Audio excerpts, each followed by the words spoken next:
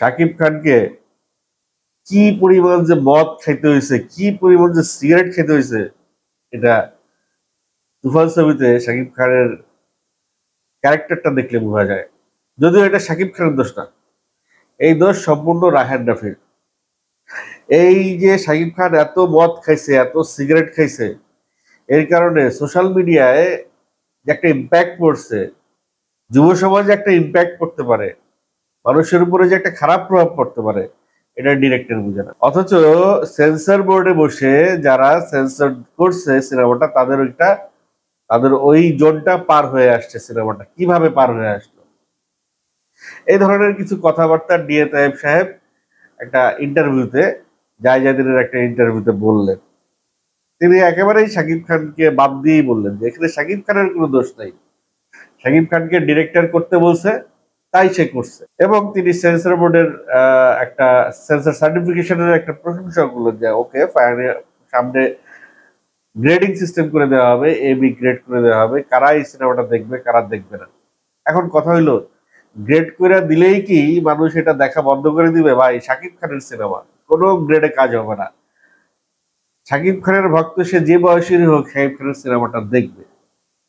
তাহলে শাকিব খান যে এত মদ খেতেছে, এত সিগারেট খেতেছে, তার ইম্প্যাক্ট আপনি কোনোভাবেই আটকাইতে পারবেন না। যেটা ডিরেক্টর মনে করছে যে শাকিব খান যে ক্যারেক্টারটা করছে, ওই ক্যারেক্টারটা আসলে কি, ওই ক্যারেক্টারটা কিভাবে চলে, ক্যারেক্টারটার জীবনযাপন কিরকম, সেইটা দেখানোর জন্য যতটুকু দেখাইতে হবে ততটুকু স্ক্রিনে তো দেখাইতেই হবে।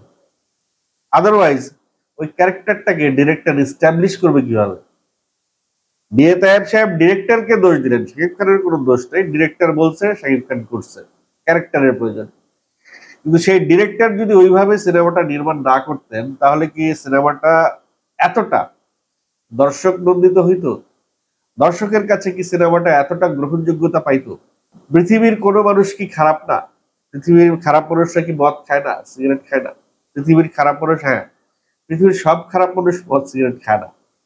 পৃথিবীর সব খারাপ মানুষ কিন্তু, মানুষের খারাপের এক একটা ইয়ে থাকে, বৈশিষ্ট্য থাকে যে ও এই ধরনের খারাপ, সে এই ধরনের নেক থাকে যে সে তার এই জিনিসটা খারাপ আর সব ভালো।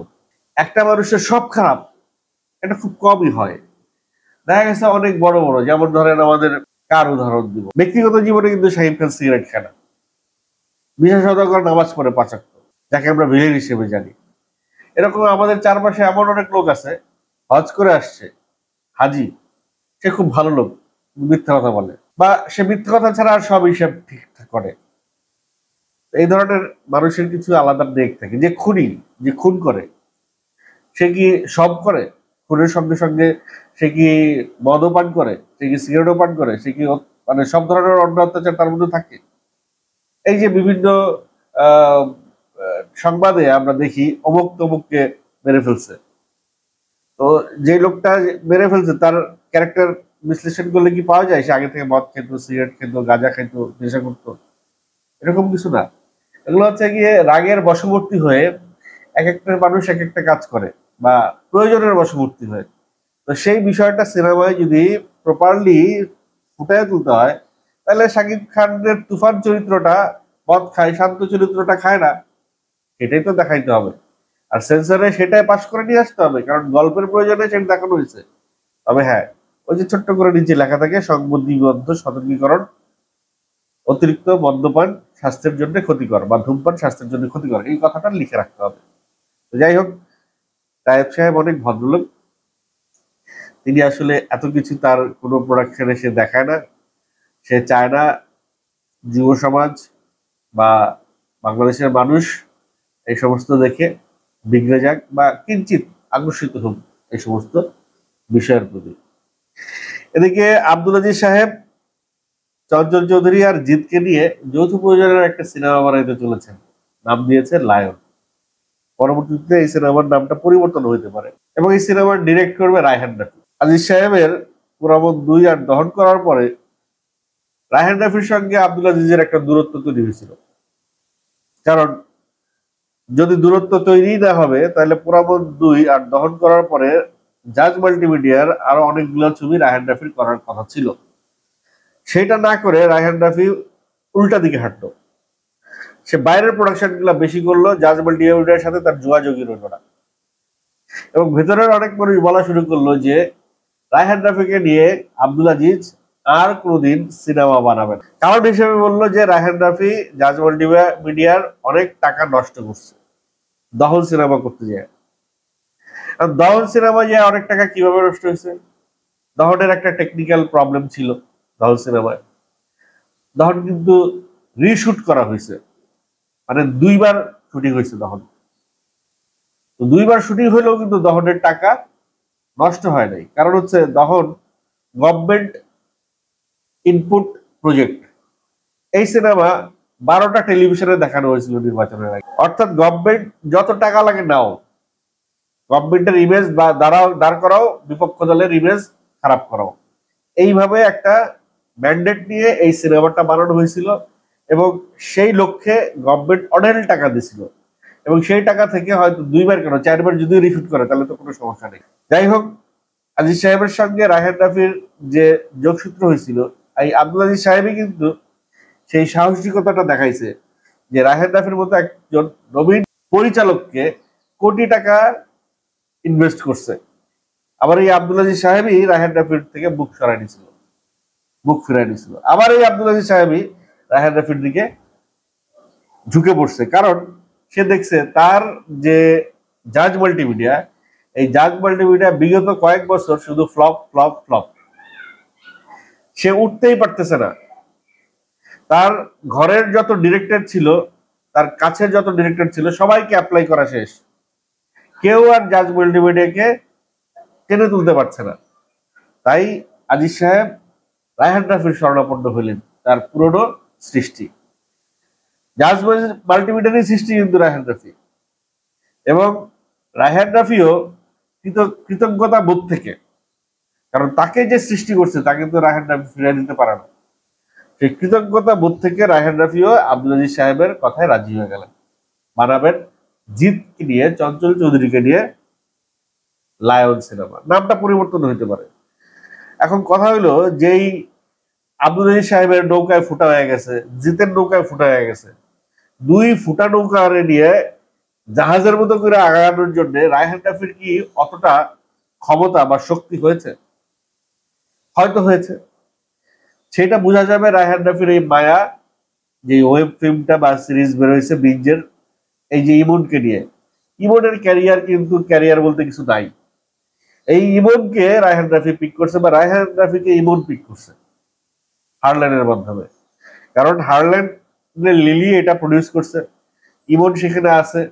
সো ইমন ওই যে সুবিধাটা নিছে, সে ওইখানে নিজেকে ইনক্লুড করছে। রায়হান রাফিও হারল্যান্ডের ওখান থেকে বড় একটা টাকা নিছে। কিন্তু কাজের ক্ষেত্রে কিন্তু রায়হান রাফি খুব অনেস্ট, সে কিন্তু তার বেস্টটা দিয়েই মায়া ওয়েবটা বানাইছে। এখন এই মায়া কতটা ভালো বা কতটা দর্শক রিসিভ করতে পারছে, এটা করলেই বোঝা যাবে যে রায়হান রাফির ক্ষমতা কতটুকু। এখনো পর্যন্ত রায়হান রাফি যাদেরকে নিয়ে কাজ করছে, মানে তার রায়হান রাফির যেসব কাজগুলো সুপার ডুপার হিট হয়েছে দর্শক জনপ্রিয়তায়, সমালোচনার দিক থেকে না, সেই সব সিনেমাগুলোতে কিন্তু বড় বড় স্টার আছে। আপনারা পরাণের কথা বলেন, বিদ্যাসির নাবিম আছে। আপনারা পুরামন 2 বলেন, সিয়াম আছে। তুফান বলেন, শাকিব খান আছে। সুরঙ্গ বলেন, আফরান নিশো আছে। আর বাদ বাকি যেসব সিনেমাগুলো রায়হান রাফি বানাইছে, সেই সব সিনেমায় আহামরি যে খুব ব্যবসা করছে সেটা কিন্তু বলা যাচ্ছে না, বা আহামরি যে খুব ভালো হয়েছে সেটাও বলা যাচ্ছে না। হ্যাঁ, জানোয়ার সিনেমাটা রায়হান রাফির ওয়েবের কাজটা খুব ভালো হয়েছে, সেটা অনেক প্রশংসিত হয়েছে। কিন্তু জানোয়ারে যেসব শিল্পীরা অভিনয় করেছে, তারা একেবারে পিওর অভিনয় শিল্পী, বেছে বেছে বেছে জানোয়ারে ইনক্লুড করছে, এবং সেটা ব্লাস্ট হয়েছে। কিন্তু ইমনের ক্ষেত্রে বিষয়টা ওরকম না। ইমনকে একেবারে পিওর অ্যাক্টর বললে আমার মনে হয় একটু দ্বিমত পোষণ করবো অনেকে। সে অ্যাক্টর, সে তার প্রফেশন অ্যাক্টিং, কিন্তু অ্যাক্টর হিসেবে সে নিজেকে কিন্তু এখনো ওইভাবে মেলে ধরতে পারেনি বা প্রমাণ করতে পারেনি। রায়হান রাফির এই মায়া দিয়ে ইমনের একটা সুযোগ এসেছে। এখানেও যদি ইমন ব্যর্থ হয়, তাহলে আর ইমনের ক্যারিয়ারে আর কেউ হালে বাধা দিতে পারবে বলে আমার মনে হয় না। তবে রায়হান রাফি যদি ব্যর্থ হয় তাহলে এটা প্রমাণিত হবে যে শুধু Raihan Rafi is not a magic. Raihan Rafi plus skilled actor is a magic, অথবা Raihan Rafi plus popular actor is a magic. হ্যাঁ, জিৎ পপুলার অ্যাক্টর, জিতের ফ্যান বেজ আছে, কিন্তু জিৎ যেই সময়ের পপুলার অ্যাক্টর ওই সময়টা পাল্টে গেছে। সময়ের সঙ্গে সঙ্গে নিজেকে অ্যাডপ্ট করতে পারে না জিৎ, বা তার অ্যাক্টিং এর প্যাটার্নটা হয়তো চেঞ্জ করতে পারে না, বা তার যে ধরনের গল্প করা প্রয়োজন সেই ধরনের গল্প সে পিক করতে পারে না। সে কিন্তু সঞ্জয় সমদ্দার নামে আমাদের একজন বাংলাদেশি ডিরেক্টর, তাকে নিয়ে মানুষ সিনেমা বানিয়েছিল, সেই সিনেমাও কিন্তু খুব একটা ওয়ার্ক করে নাই। জিৎ চেষ্টা করছে বাংলাদেশি, কারণ ইন্ডিয়ায় বাংলা সিনেমা চলে না। সৃজিত যাদেরকে নিয়ে সিনেমা করছে সেই সিনেমা সেই অ্যাক্টরদের তালিকায় জিৎ নাই। আবার বাংলাদেশে যারা সিনেমা বানাচ্ছে তাদের কাছে ইন্ডিয়ান অ্যাক্টরদের এখনো একটা ভ্যালু আছে। সেই জায়গা থেকে জিতকে নিয়ে আব্দুল আজিজ সাহেব একটা ডাইভ দিবে, সাথে রায়হান রাফিকে নিছে, সাথে আবার চঞ্চল চৌধুরীকে নিছে, কারণ চঞ্চল চৌধুরীর ক্যামিওটা শাকিব খানের সঙ্গে বেশ ওয়ার্ক করছে। এখন শাকিবের সঙ্গে চঞ্চল চৌধুরীর ক্যামিও ওয়ার্ক করলে জিতের সাথেও যে ওয়ার্ক করবে ব্যাপারটা কিন্তু তা না।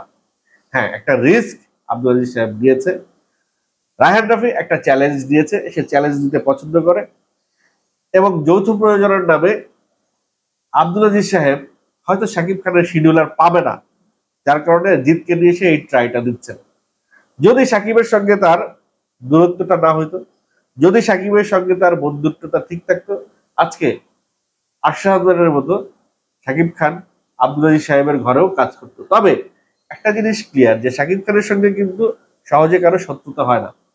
শাকিব খানের সঙ্গে ওই যে আলেকজান্ডার এয়ারপোর্টে দেখা হয়েছে, এত এত কথা বলছে, এত বাজে বাজে কথা বলছে, তারপরেও শাকিব খান তাকে গলা জড়ায় ধরছে, তাকে বুকে টেনে নিছে। শাকিব খান এমন একটা জিনিস, যেখানে আব্দুল জলিল সাহেব যদি আবার শাকিব খানের কাছে যায়, তার কাছে গিয়ে তার নিডটা বলে, শাকিব খানটা বুঝাইতে পারলে শাকিব খান কিন্তু না করবে না। শাকিব খান আজ অব্দি তার কোনো শত্রুকে ফিরায় দেয় নাই, যদি যৌক্তিক কোনো কারণ না থেকে থাকে। যদি স্মার্ট কোনো বাজেট, স্মার্ট কোনো গল্প, স্মার্ট কোনো ডিরেক্টর নিয়ে আব্দুল আজিজ সাহেব শাকিব খানের কাছে যায়, তাহলে শাকিব খান ফিরাই দিবে না। জিতকে নিয়ে যেই বাজেটের সিনেমা আব্দুল আজিজ সাহেব বানাইতে চায়, শাকিব খানকে নিয়ে ওই বাজেটের সিনেমা আর বানানো সম্ভব না। যার কারণে জিত আর চঞ্চল চৌধুরীকে নিয়ে হয়তো আব্দুল আজিজ সাহেব এই ডাইভটা দিছে। যদি এই ডাইভটা তিনি শাকিব খানকে দিয়ে দিতেন, তাহলে তার মুনাফা কিন্তু কয়েক গুণে ফেরত আসতো। কিন্তু জিতকে নিয়ে যে ডাইভটা দিচ্ছে, এই টাইপে তার মুনাফায় একটু রিস্ক রয়ে গেছে। এই যে টাকাটা ইনভেস্ট হবে এখানে, এই টাকাটা থেকে কতটুকু প্রফিট আসবে, এখানে একটা রিস্ক রয়ে গেছে। এটা সময়ই বলে দিবে রায়হান রাফির লায়ন জিত আর চঞ্চল চৌধুরীকে নিয়ে কতটা ওয়ার্ক করে। কলকাতায় যে ওয়ার্ক করবে না বাংলাদেশি সিনেমা, এটা ধরেই নেন। আর জিত বাংলাদেশের হিরো না, জিতকে দিয়ে বাংলাদেশে ব্যবসা করানোটা এত সোজা না। যতটা শাকিব খানকে দিয়ে বাংলাদেশে ব্যবসা করবেন ততটা তো নাই। দর্শক, এই বিষয়ে আপনাদের কি মতামত অবশ্যই কমেন্ট করে জানাবেন।